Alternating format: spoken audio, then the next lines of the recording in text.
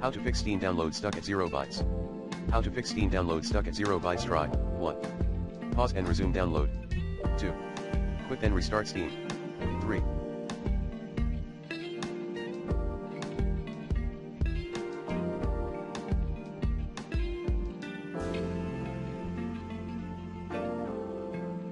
Change the download region.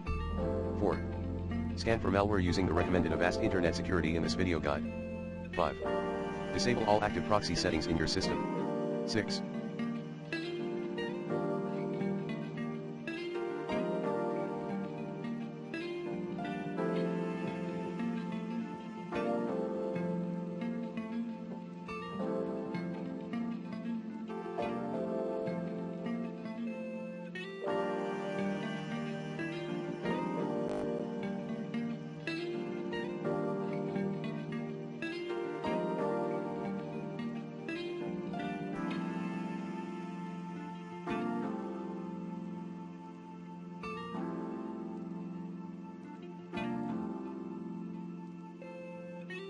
Verify the integrity of game files.